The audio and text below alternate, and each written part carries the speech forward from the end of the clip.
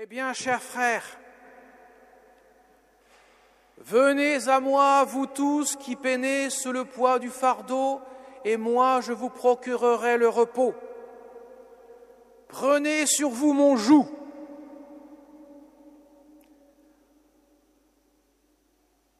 Devenez mes disciples. Oui, mon joug est facile à porter, mon fardeau léger, nous dit Jésus dans l'évangile de ce dimanche. Mes chers amis, il y a quelque chose en apparence de paradoxal dans ce que Jésus nous dit.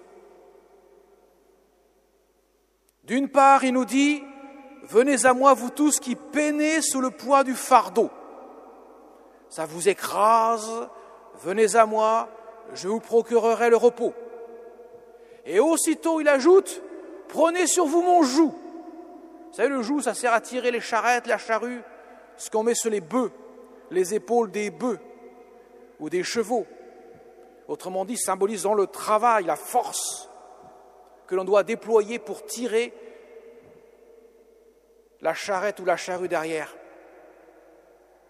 Ça paraît paradoxal. Un coup, Jésus dit « Venez à moi, vous tous qui peinez sous le poids du fardeau, et prenez sur vous mon joug. » Précisant, mon joug est facile à porter et mon fardeau léger. Venez laisser votre fardeau et prenez-vous mon fardeau sur vos épaules, et ainsi vous verrez qu'il est léger. Alors c'est paradoxal peut-être, mais c'est qu'en apparence. Car il faut comprendre la subtilité de ce que Jésus nous dit. Ce qu'il a d'ailleurs dit juste avant donne du poids à ses paroles. Tout m'a été remis par mon Père. Personne ne connaît le Fils sinon le Père, et personne ne connaît le Père sinon le Fils, et celui à qui le Fils veut le révéler. Alors mes chers amis, la vie de cette terre est un fardeau. Coëlette le disait, vanité des vanités, il en dresse une longue litanie. Un fardeau qui écrase, un fardeau qui pèse, un fardeau qui peut nous anéantir. Voilà pourquoi Jésus dit « Venez à moi, vous tous qui peinez. Mais par contre, prenez sur vous mon joug. » Autrement dit, prenez ma croix. Celui qui veut être mon disciple, qu'il prenne sa croix et qu'il me suive. Mon fardeau est léger, mon joug est facile à porter. C'est ma croix, nous dit Jésus. La croix, c'est là où Jésus nous libère du poids du fardeau qui nous accable.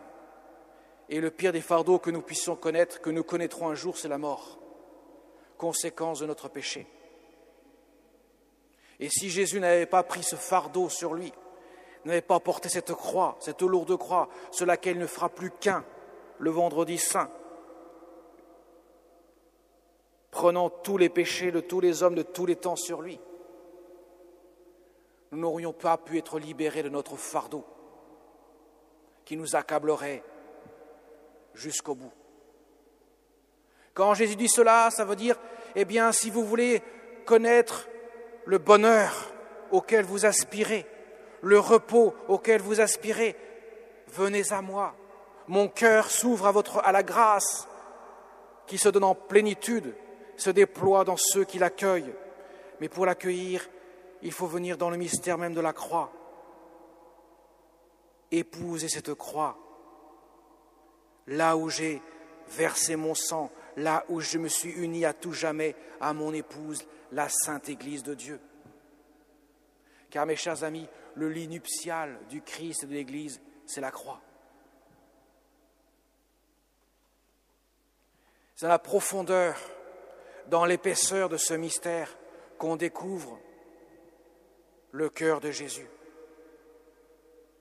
Ce qui échappe à l'intelligence, à la raison, dans le mystère de la croix, où Jésus se révèle en plénitude, se fait connaître à l'intimité du cœur qui s'ouvre à la grâce. Dans le mystère de la foi, il donne à se connaître, lui, le Fils éternel et le Père. et celui à qui, bien sûr, le Fils, révélant le Père, se donne à lui pour le faire connaître. Voilà pourquoi Jésus dit cela. Personne ne connaît le Père, le Fils, sinon le Père et le Fils lui-même. Et si vous voulez le connaître, il faut le venir à moi. Entrez dans la dimension de mon cœur.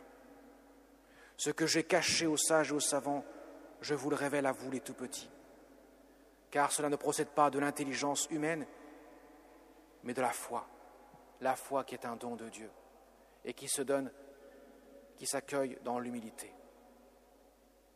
Alors demandons au Seigneur, mes chers amis, nous allons vivre le mystère de la croix dans quelques instants, sur l'autel, car l'Eucharistie, c'est le sacrifice même du Christ en croix, rendu présent et actualisé sur l'autel, pour que nous puissions venir à lui, que nous puissions entrer dans l'intimité de ce cœur qui a tant aimé le monde, qui se révèle et qui se déploie à profusion pour les âmes qui l'accueillent dans l'intimité de leur cœur.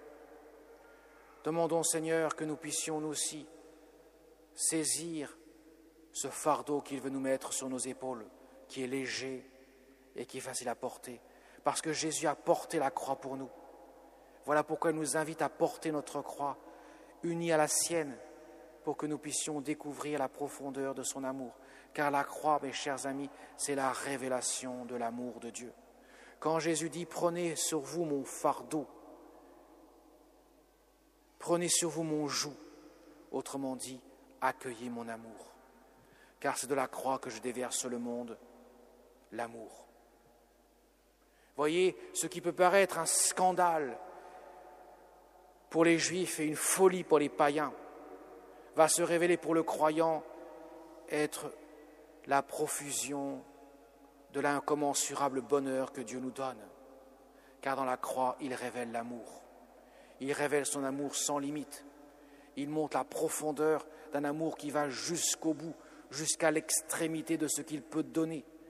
Ça veut dire la plénitude absolue, parce que Dieu est absolu. Et seule la croix permet de comprendre cela. Voilà pourquoi les grands mystiques de la Sainte Église, à commencer par le docteur mystique de l'Église, Saint Jean de la Croix, ne cessaient de chanter les louanges de la croix.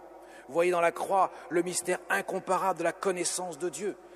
Et comme pour Saint Jean, la connaissance, c'est l'amour, car tous ceux qui aiment Dieu connaissent Dieu, celui qui n'aime pas Dieu ne connaît pas Dieu. Autrement dit, celui qui veut connaître Dieu et l'aimer doit passer par le mystère de la croix, là où il se révèle. Mais trop souvent, notre monde a mal saisi le mystère de la croix, y compris dans l'Église traversée par le jansénisme, qui est une sorte de résurgence du pélagianisme. Alors c'est quoi? Ça veut dire quoi ces choses-là? Ça veut dire qu'on pense qu'on peut faire notre salut à la force du poignet, en souffrant, en portant des choses, etc. Non, ça c'est une grave erreur. Que la petite Thérèse de l'enfant Jésus nous a révélé la profondeur du mystère de Dieu. Ce n'est pas nous qui nous sauvons, ce n'est pas nos souffrances, nos mérites qui nous sauvent. C'est seulement Dieu et Dieu seul. La croix n'est pas là pour nous accabler, pour nous éprouver au point de tomber, de chuter. La croix est là pour nous révéler que l'amour de Dieu ne s'arrête devant aucune limite. C'est sa miséricorde. Il y a donc eu tromperie sur la marchandise, et cela a marqué des générations de chrétiens, malheureusement, qui fait que, au bout du compte, on arrive à l'espèce d'athéisme qui a envahi le monde. Si ce Dieu nous demande de souffrir, alors celui-ci, on ne l'en veut pas. Voilà, cela a conduit notre monde en désarroi, orphelin, parce qu'il n'a pas saisi ce que la profondeur des saints ont saisi, que la croix n'est pas le fardeau pesant, mais la croix, comme dit Jésus, est facile à porter, légère, parce que c'est l'amour qui nous donne des ailes et qui nous permet de voler de l'amour même de Dieu. Voler au sens, bien sûr, voler, pas voler, chaparder. Justement, le péché, c'est ça. Je mets la main et la grâce, je me laisse porter. voyez la grande différence qu'il y a? C'est pour ça que Dieu ne peut pas exiger de nous des mérites pour nous sauver. Il nous demande d'avoir un cœur qui s'ouvre. Et quand est-ce que le cœur de Jésus s'est ouvert, si ce n'est sur la croix, une fois mort, là où il a donné naissance à la nouvelle Ève, l'Église. Vous voyez, c'est de ce cœur ouvert d'où jaillissent les flots de la miséricorde qui permet de nous porter et de nous élever jusqu'à lui. Comme le disait Saint Jean, quand nous le verrons, quand nous paraîtrons devant lui, nous serons comme lui, parce qu'il nous a élevés jusqu'à lui, par sa miséricorde et sa grâce. Et je terminerai par la Vierge Marie. Vous savez, la Sainte Vierge Marie, vous le savez tous, c'est la plus grande sainte de tous les temps. Elle est sur le podium, la première marche. Et je peux vous dire qu'entre la première marche et la seconde, il y a un sacré écart. Qu'est-ce qui vaut autant de mérite à la Sainte Vierge pour qu'elle puisse être propulsée si haut? A-t-elle fait des choses extraordinaires? Apparemment non. Elle n'avait qu'un seul enfant. Et en plus, il est saint, il est Dieu. Donc, ce n'est pas des choses extraordinaires qu'elle a fait. Pourquoi Marie est si sainte? Parce que son cœur est tellement ouvert à Dieu, tellement, que Dieu avait toute la place. Il n'y avait rien dans son cœur qui ne soit pas divin, par la grâce de Dieu. Voilà pourquoi Marie est la plus sainte, la plus grande sainte de tous les temps. Voilà pourquoi Marie est désignée par Jésus pour être notre mère à tous. Femme, voici ton fils, pour que nous puissions tous nous laisser éduquer par son oui, le fiat de Marie, qui permet à notre oui de devenir un oui de grâce. Elle nous conduit à Jésus parce qu'elle nous montre le chemin. Comme elle le disait aux petits enfants de Pontmain, mon fils se laisse toucher. Priez mes enfants, mon fils se laisse toucher. Voyez, elle ne disait pas faites des efforts. Mon fils se laisse toucher. Alors demandons au Seigneur, par l'intercession de notre Mère, que nous puissions nous aussi aller à lui, porter son fardeau léger et son joug, pour que nous puissions découvrir le bonheur d'être aimés de Dieu. Amen.